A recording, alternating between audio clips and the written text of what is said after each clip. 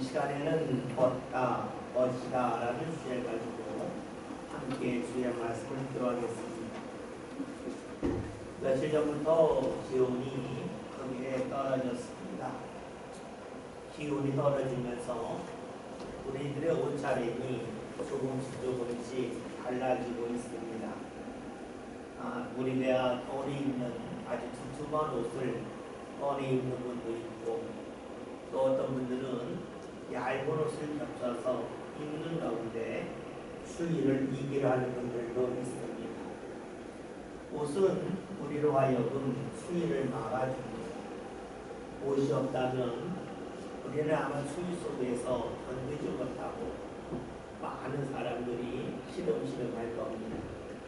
옷이 있기에 우리는 추위를 통해서 우리 자신을 보호할 수 있습니다.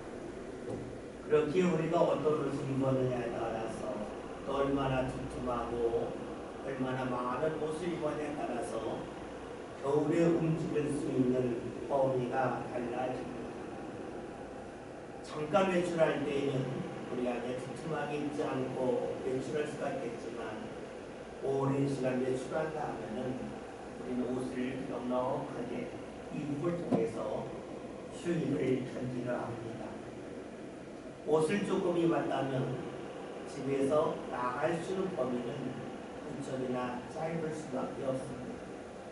반면에 옷을 따뜻하게 넉넉하게 많이 입었다면 추위 속에서도 우리가 집에서부터 나갈 수 있는 외출의 범위가 늘어납니다. 다시 말하면 어떤 옷을 입었냐에 따라서 우리 삶의 활동 반경이 늘어날 수도 있고 또 줄어들 수도 있습니다. 그런데 옷이라고 하는 것은 우리가 그냥 입는 옷을 말하기도 하지만 옷에는 상징이 있습니다. 옷을 입은 걸 보면 그 사람이 어떤 사람에 대하여 어느 정도 할 수가 있죠. 군복을 입었으면 군인이고, 또 경찰 유니폼을 입었으면 경찰이라는 거죠. 교복을 입으면 학생이라고 말합니다. 그래서 옷을 입은 걸 보면 그 사람이 어떤 일을 하는지 어느 정도 알 수가 있습니다. 그런데 우리는 이를 통하여서 좀 더 확대해서 말하는 것이 있습니다. 옷을 가지고 주의를 말할 때가 있습니다. 학생들이 학교 갔다 오면 교복을 벗죠. 난 교복 벗었다 라고 말합니다. 그런데 이 말은 또 사용할 때가 있어요. 학교를 졸업할 때도 나 이제 교복 벗었어 라고 말합니다. 교복을 벗는다고 하는 것은 일시적으로 옷을 벗는 것도 있고, 또 나의 삶의 자리가 이제 학교에서 벗어났다 하는 의미에서 교복을 벗었다라고 말을 합니다. 우리가 이런 이야기를 할 때가 있죠. 누군가 검찰의 옷을 벗었다 하면 더 이상 검찰이 아니라는 것입니다. 왕이 왕복을 벗었다라고 말하면 그는 더 이상 왕이 아니고 왕의 자리에서 내려왔다는 말. 따라서 벗는다고 하는 말은 자신이 있던 자리에서 내려왔다, 더 이상 그 자리에 있지 않다라고 하는 뜻이 됩니다. 여러분, 이렇게 본다면 오늘 우리가 겨울을 맞이해서 많은 옷을 껴입지만 우리 삶 가운데도 많은 옷을 껴입는다고 하는 것을 알 수가 있습니다. 우리는 어떤 주의에 오르면 어떤 옷을 입었다라고 말하죠. 그래서 사람들은 자신이 입고 있는 옷에 대하여 말하기를 좋아합니다. 몸에 걸친 옷을 말하는 게 아니라 자신이 지금 어느 자리에 있다, 어느 지위에 있다 하는 것을 드러내기를 좋아합니다. 사람을 만날 때에 명함을 주고받을 때가 있는데, 어떤 분의 명함은 아주 간략하게 어떤 일 하는 누구 이렇게 나와 있는 사람이 누구 하면, 어떤 사람의 명함에는 지가 마치 책을 보는 것처럼 깨끗하게 어떤 일 하고 있다. 이렇게 기록해놓은 사람이 있습니다. 자신이 입고 있는 옷을 아주 간략하게 표현하는 사람이 있는 가운데 자신이 입고 있는 사회적인 옷에 대하여 자랑하고 또 이것을 드러내기 좋아하는 사람이 있습니다. 여러분 생각해 봅시다. 왜 우리 시대의 수많은 사람들이 자신 있는 자리 또 직위 명예라고 하는 옷을 자꾸만 입는 것을 좋아할까요? 그리고 그런 옷을 입은 사람을 부러워할까요? 우리는 우리가 계절에 따라서 입는 옷을 보면 그 답을 쉽게 알 수가 있습니다. 사람들이 언제 옷을 많이 입을까요? 많이 추울 때죠. 추우면 추울수록 사람들은 누가 시키지 않아도 옷을 더 입습니다. 많은 옷을 입습니다. 반면에 날이 추위가 사라지고 날이 따뜻해지면 누가 말하지 않아도 자신이 입고 있는 옷을 하나만 벗습니다. 아주 간단하게 입죠. 여러분 그렇다면 이 세상 사람들이 자신에 대한 지위, 명예, 자리에 대한 옷을 자꾸 껴입는 이유가 있을까요? 이것은 세상이 그만큼 차갑다고 하는 반증입니다. 세상이 차갑기 때문에 사람들의 마음이 따뜻하지 못하고 싸늘하기 때문에 더 많은 사회적인 옷을 껴입기를 좋아한다는 겁니다. 시기와 질투가 난무할수록 사람들은 자신이 사회적으로 어떤 옷을 입고 있는지 내 지위가 어떤 것인지에 대하여 드러내기를 좋아한다는 것이죠. 반면에 우리의 마음이 따뜻해지면 어떻게 될까요? 우리의 마음에 시기와 질투가 물러가고 사랑이 넘쳐나면 어떻게 될까요? 날이 따뜻할 때에 우리의 몸에 걸친 옷을 벗는 것처럼 세상이 따뜻해지면 사람들은 자신의 사회적인 지위, 명성, 자리에 대한 옷을 스스로 벗어버립니다. 또한 사람을 대할 때도 마찬가지죠. 내가 누군가를 대할 때에 내가 사랑하는 사람, 내가 마음속에 품고있는 사람을 만나면 내가 사회적으로 어느 자리에 있는지가 중요해지지 않습니다. 그러니까 그 사람 앞에서는 자신의 사회적인 명성에 대한 옷을 다 벗어버립니다. 그러나 내가 볼 때에 사랑하기 힘든 사람, 가까이 하기 어려운 사람을 만나면 자꾸만 나의 사회적인 옷을 걸치고 또 걸침을 통해서 그 사람과의 관계를 어울리하고 싶은 그런 모습이 우리에게 있습니다. 그렇습니다. 사랑하면 사회적인 옷, 명성의 옷을 벗습니다. 권력의 옷을 벗습니다. 나를 자랑하는 옷을 벗어버립니다. 이런 눈을 가지고 오늘 주의 말씀을 보면 말씀이 보다 쉽게 다가옵니다. 오늘 말씀은 예수님께서 제자들에게 하신 말씀인데 오늘 말씀 이렇게 시작을 하죠. 13절에 있는 말씀을 다 같이 함께 읽겠습니다. 말씀을 봅니다.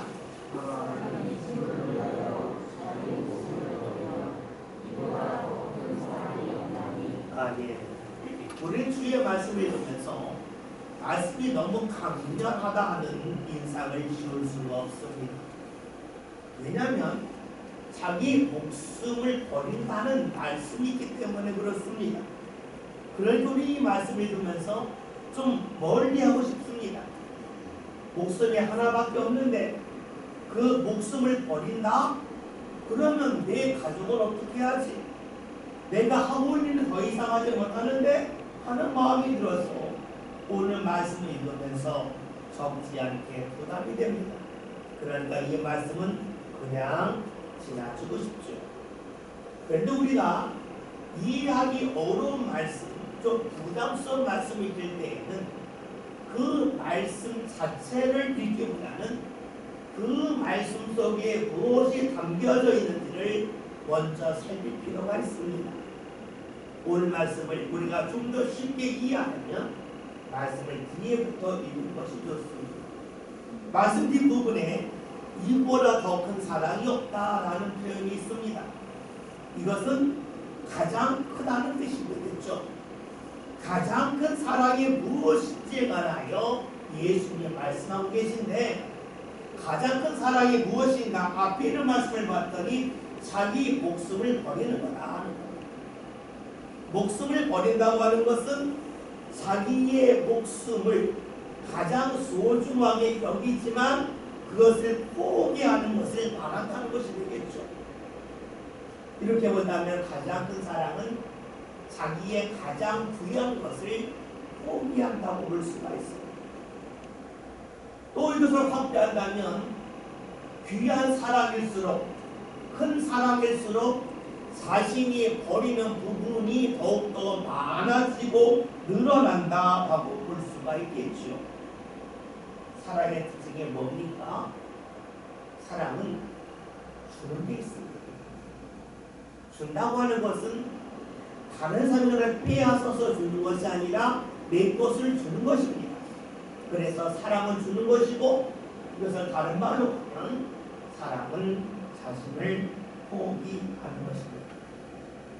나를 포기한다고 할 때에는 내가 아끼는 것, 내가 귀하게 여기는 것을 포기하는 것을 말합니다. 여러분 그렇죠? 살아갈수록 포기하는 부분이 많아집니다. 사랑하면 내가 가지고 있는 물질을 사용합니다. 물질을 포기했죠. 나를 위하여 사용할 수 있는 시간을 포기합니다. 시간을 사용하는 겁니다. 여기에만 있지 않죠? 나의 자존심까지도 내려놓고 포기합니다. 그것이 바로 사랑입니다. 자녀들이 시험을 보거나 수험 생길 때가 있습니다. 부모가 돈을 벌어서 그걸 가지고 자녀에게 학교에서 공부하게 하고 먹을 것을 사주고 옷을 입힙니다. 그럼에도 불구하고 부모가 자녀의 눈치입니다. 세상에서는 돈을 쓰는 사람에게 다른 사람이 눈치를 봅니다. 그런데 가정에서는 돈을 쓰는 부모가 자녀의 눈치를 봅니다. 자존심을 포기합니다. 왜 그럴까요? 사랑하기 때문이죠. 사랑하면 자신을 포기하는 겁니다. 우리는 살면서 경험적으로 인간관계를 정리할 때가 있습니다. 많은 분들이 아주 솔직하게 이야기하는 것 중 하나가 장례를 치르고 나면 인간관계가 정리가 된다라고 말합니다. 장례가 났을 때에 조문을 오는 사람이 있고 또 조이드만 보내는 사람이 있고 아무것도 안 하는 사람이 있습니다. 결혼식이라고 하는 것은 특정한 시간에만 갈 수 있기 때문에 못 갈 수는 있지만 보통 장례는 3일을 쉬기 때문에 많은 사람이 갈 수 있습니다. 근데 가려면 오고 가는 시간이 소요되고 적지 않은 물질이 나갑니다. 그럼에도 불구하고 오는 사람이 있습니다. 자신을 시상하는 거죠. 그래서 장례식을 치르고 나면 이 사람이 나를 이만큼 생각하고 있구나 하는 마음이 들어서 관계가 가까워지는 겁니다. 때로는 이 사람이 볼만한데 안 한데 서운한 마음이 들면서 관계가 멀어지기도 합니다. 무엇을 말합니까? 사람들은 살아가면서 자신을 포기하는 모습을 보면서 이 사람이 나를 사랑하는지를 확인합니다. 또 나 자신도 누군가를 사랑한다면 나의 귀한 것을 포기하고 식상하는 일을 주저하지 아니하지요. 그러면 이 사랑이 확달해서 가장 큰 사랑이 되면 어떻게 될까요? 가장 귀한 것까지도 포기한다는 겁니다. 오늘 예수님의 말씀이 그런 말씀이죠. 친구를 위하여 자신의 목숨을 버렸다고 하는 것이 가장 큰 사랑이다. 가장 큰 사랑을 하게 되면 자신의 가장 귀한 것까지도 포기할 수 있다 하는 겁니다. 가장 큰 사랑은 처음부터 할 수 있는 것이 아니죠. 가장 큰 것을 하려면 작은 것부터 하는 겁니다. 우리나라에서 히말라야 산을 등반하러 가는 사람이 많습니다. 이분들이 처음부터 히말라야로 가지 않죠. 우리나라에 있는 험한 산을 오릅니다. 히말라야에 있는 산보다 낮은 산을 자꾸 오르지요. 이 낮은 산을 오르는 훈련을 통해서 높은 산에 도전을 합니다. 여러분 그렇죠. 사랑도 역시 그런 건 아니겠습니까? 가장 큰 사랑을 하려면 그것보다 더 작은 사랑을 한 사람이 더 큰 사랑을 할 수가 있지. 작은 사랑을 하지 않고서 가장 큰 사랑을 하겠다고 한다면 우리는 그의 말을 믿을 수가 없습니다. 예수님은 자신의 생명을 버리는 것이 가장 큰 사랑이라는 말씀하셨습니다. 그런데 예수님이 이런 말씀을 하실 때에는 그냥 머릿속에서 생각나는 대로 하신 것이 아니지요. 우리가 예수님의 말씀이 귀한 이유가 어디 있을까요? 예수님의 말씀은 자신이 그렇게 살아가면서 행하신 말씀이기 때문입니다. 나도 하지 않은 그런 이야기를 한다는 것은 누구나 할 수 있어요. 그러나 자신이 직접 경험하고 자신이 체험한 것을 말한다고 할 때에는 아무나 말할 수가 있지 않습니다. 여러분, 예수님은 어떤 분이십니까? 예수님은 가장 큰 사랑, 자기 목숨을 버리는 사랑을 하기에 앞서서 자신을 포기하고 자신을 버리는 일을 하신 분입니다. 우리가 잘 아는 것처럼 예수님은 하나님과 같은 분입니다. 하늘의 높은 보좌에 계셔야 분입니다. 그런 예수님께서 하늘의 보좌를 포기하시고 이 땅에 내려오셨습니다. 이 땅에 내려오실 때에도 가장 높은 자리에 계실 수 있지만 그러하지 않고 가장 밑바닥으로 내려오셨습니다. 우리가 잘 아는 것처럼 예수님은 베들레헴의 한 말구이에서 태어나십니다. 가장 밑바닥까지 내려오셨습니다. 자신을 철저하게 버리신 겁니다. 자신의 주의를 포기하셨습니다. 그리고 자신이 행할 수 있는 수많은 능력이 있음에도 불구하고 예수는 그 능력을 이 세상에 살아가시면서 사용하지 않으셨습니다. 철저하게 자기를 포기하시고 자기의 위치를 낮추셨습니다. 그런 예수님은 맨 마지막에 십자가에서 자신의 목숨까지도 내려놓습니다. 자신의 생명까지도 포기하셨습니다. 왜 그러셨을까요? 포기하는 이유는 사랑하기 때문입니다. 사랑하면 사랑할수록 버릴 수 있는 부분이 많아집니다. 오늘 예수님이 가장 큰 사랑에 대해 말씀하시면서 친구를 위하여 자기의 목숨을 버리는 거라 말씀하셨습니다. 이 말씀은 예수님이 자신을 두고 하신 말씀입니다. 나는 너희를 친구로 생각한다.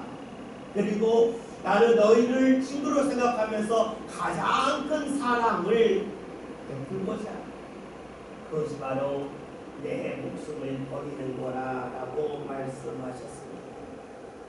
근데 중요한 것이 있습니다. 사랑은 일방적인 것이 아니라는 겁니다. 사랑은 베푸는 사람이 있고 받는 사람이 있어야 완성이 됩니다. 베푸는 사람이 있는데 받는 사람이 없다면 사랑은 그냥 흘러가는 것이 되지 남는 것이 될 수가 없겠죠. 예수님은 우리를 사랑하시면서 그 사랑이 우리 삶 가운데 임하기를 원하셨습니다. 그래서 이렇게 말씀을 하시죠. 14절에는 말씀을 다 같이 봅니다. 말씀 봅니다.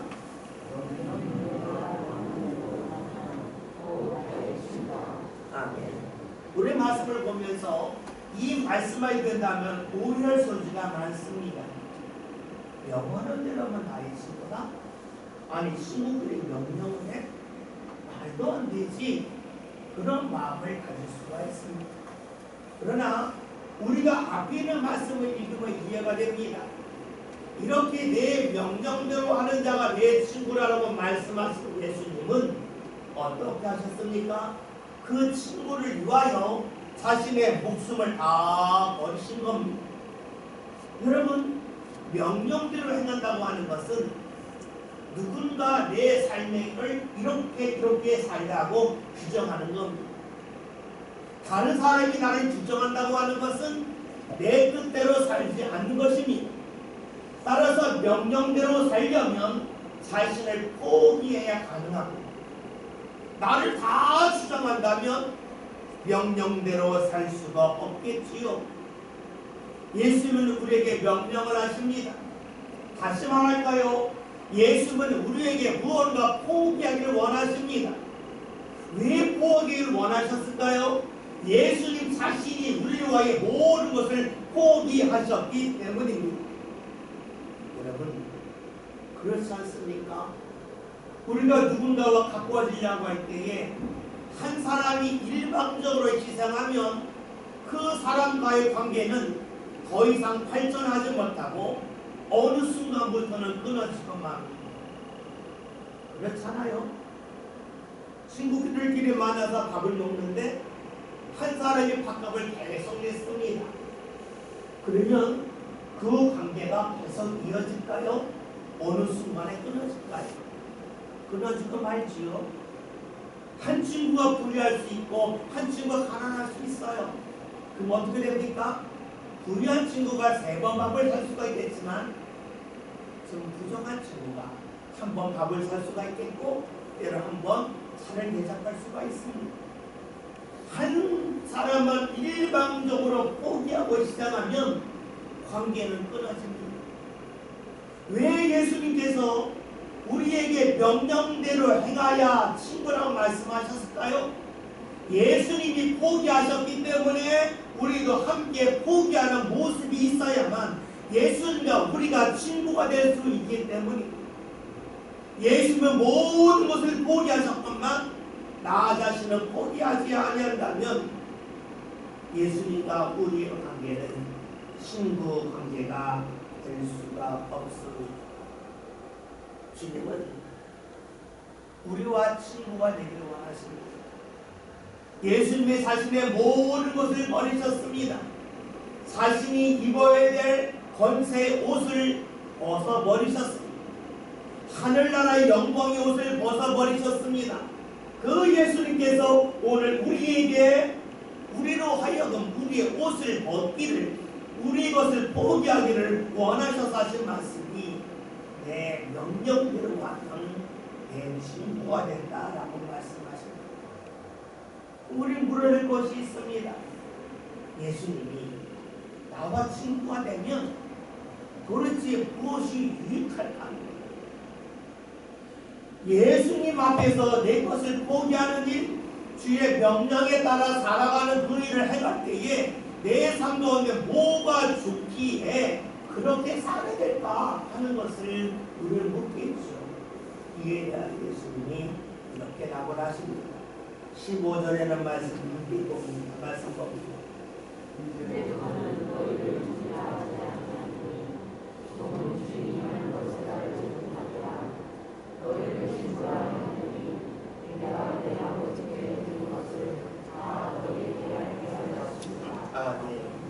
여러분, 예수님이 친구가 될 때에 일어나는 유익한 일이 무엇일까요?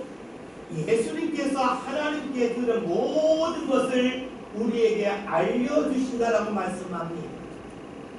하나님께 들은 것이 무엇일까요?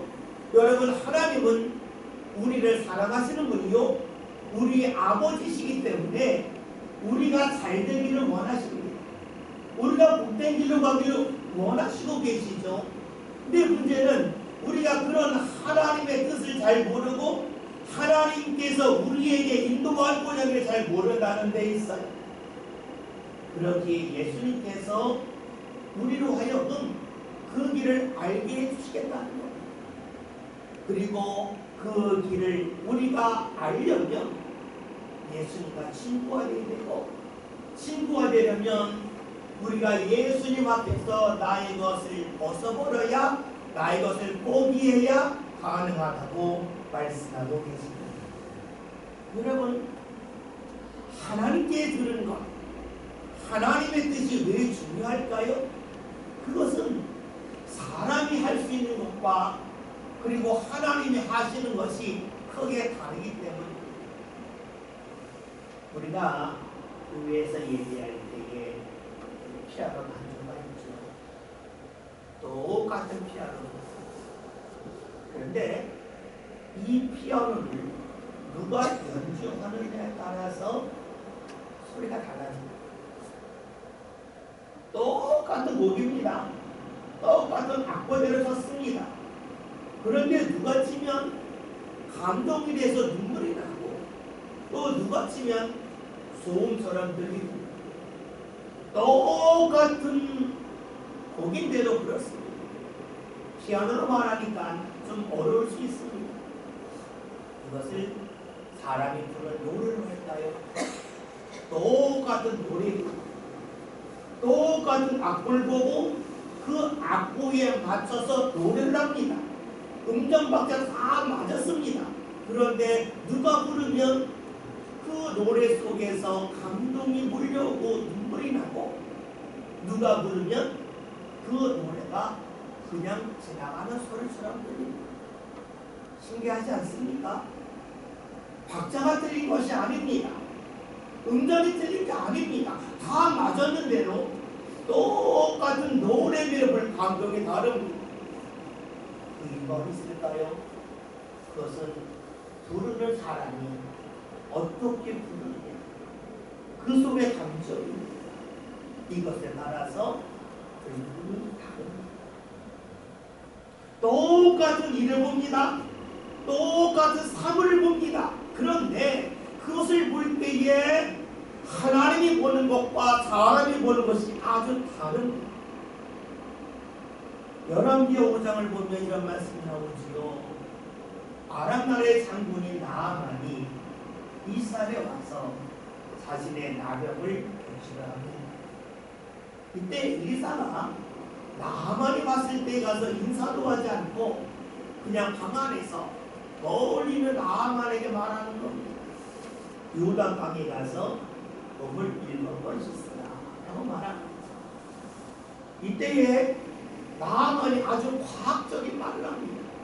어떤 말을 하냐면, 내가 요단강을 잘 알고 있는데 그 요단 강물보다는 우리나라는 아바나와 바르발 두 강이 있는데 그거에 더 깨끗합니다. 왜 깨끗한 강을 놔두고 더러운 강에 가서 내 몸을 씻어야 되느냐라고 말합니다. 철저하게 과학적인 이야기입니다. 여러분, 그의 말에 대하여서 누구도 반박할 수 없겠지요. 그런데 그것은 나만이 보는 눈입니다. 그것은 세상 사람들이 보는 눈입니다. 하나님은 요단강이 나만이 말한 강보다 깨끗하지 아니하지만 그 강을 통해서 나만의 몸을 깨끗하게 하셨습니다. 왜냐하면 하나님은 물의 깨끗함을 통하여서 나병을 치료하는 것이 아니라 하나님의 말씀을 듣고 자신을 포기하는 그 믿음을 보시고 하나님이 역사하시기 때문이지요. 여러분, 이렇게 본다면 우리 여기서 알 수 있는 것이 있습니다. 사람들은 요단강이 깨끗하지 않기 때문에 이 강은 아바나 강보다 못하다고 말하지만 하나님의 인도를 받는다면 깨끗하지 못한 요단강이 아마나와 바르발강보다 더 나을 수 있다는 겁니다. 무엇을 말할까요? 우리의 삶이 사람들이 화려하게 보는 아바나와 바르발강 같이 아니하고 요단강 같은 곳에 살 수 있습니다. 그러나 그곳에 있다 할지라도 하나님이 우리를 인도해 주신다면 그 자리에서 더 귀하고 복된 은혜 역사를 경험할 수 있음을 성경이 우리에게 알려주고 있습니다. 사람의 예상을 뛰어넘는 일, 그 일을 진행하신 분이 바로 하나님이신데 그 하나님은 우리가 예수님의 말씀대로, 즉 명령대로 주님 앞에서 나의 것을 벗어버리고 살아갈 때에 말씀을 허락하신다는 것이죠. 예수님은 제자들에게 말씀하십니다. 나는 너를 위하여 내 목숨을 걸었다. 모든 것을 포기하면서 너희와 친구가 되기를 원한다. 그런데 너희가 내 친구가 될 수 있는 길이 있는데 그것은 내가 나 자신을 포기했듯이 너희는 포기되지 않습니다. 그것이 바로 명령대로 해라는 것. 그리하여 친구가 된다면 하나님이 내게 주신 말씀을 너에게 다 알려주겠다. 하나님께서 주시는 은혜를 너에게 제시해 주겠다는 것. 그것은 환경이 있지 않다는 것. 요단강처럼 깨끗하지 못한 곳에서도 하나님의 귀한 역사가 나타난다는 것을 제자들이 알기를 원하셨습니다. 여러분, 예수님은 제자들과의 관계가 친구이기를 원하셨습니다. 벗이 되기를 원하셨습니다. 벗이 되는 방법은 예수님 스스로가 자신의 옷을 벗는 것이었습니다. 자신의 자리를 포기하는 것이었습니다.